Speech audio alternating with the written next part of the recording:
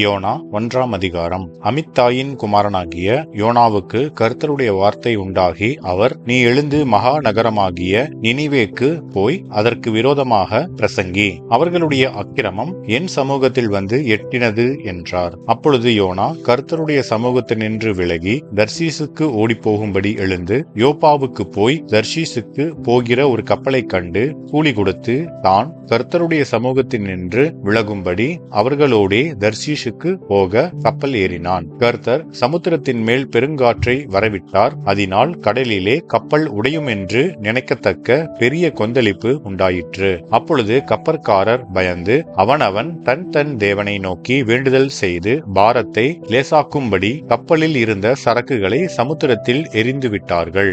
யோனாவோ வென்றால் கப்பலின் கீழ்த்தட்டில் இறங்கி போய் படுத்துக்கொண்டு அயர்ந்த நித்திரை பண்ணினான். அப்பொழுது மாலுமி அவனிடத்தில் வந்து, நீ நித்திரை பண்ணுகிறது என்ன? எழுந்திருந்து உன் தேவனை நோக்கி வேண்டிக்கொள், நாம் அழிந்து போகாதபடிக்கு சுவாமி ஒருவேளை நம்மை நினைத்தருளுவார் என்றான். அவர்கள், யார் நிமித்தம் இந்த ஆபத்து நமக்கு நேரிட்டதென்று நாம் அறியும்படிக்கு சீட்டு போடுவோம், வாருங்கள் என்று ஒருவரோடொருவர் சொல்லிக் கொண்டு சீட்டு போட்டார்கள். யோனாவின் பேருக்கு சீட்டு விழுந்தது. அப்பொழுது அவர்கள் அவனை நோக்கி, யார் நிமித்தம் இந்த ஆபத்து நமக்கு நேரிட்டதென்று நீ எங்களுக்கு சொல்ல வேண்டும். உன் தொழில் என்ன? நீ எங்கே இருந்து வருகிறாய்? உன் தேசம் எது? நீ என்ன ஜாதியான் என்று கேட்டார்கள். அதற்கு அவன், நான் எபிரேயன், சமுத்திரத்தையும் பூமியையும் உண்டாக்கின பரலோகத்தின் தேவனாகிய கர்த்தர் இடத்தில் பயபக்தி உள்ளவன் என்றான். அவன் கர்த்தருடைய சமூகத்தில் நின்று விலகி ஓடிப்போகிறவன் என்று தங்களுக்கு அறிவித்ததினால் அந்த மனுஷர் மிகவும் பயந்து அவனை நோக்கி, நீ ஏன் இதை செய்தாய் என்றார்கள். பின்னும் சமுத்திரம் அதிகமாய் கொந்தளித்துக் கொண்டிருந்தபடியால் அவர்கள் அவனை நோக்கி, சமுத்திரம் நமக்கு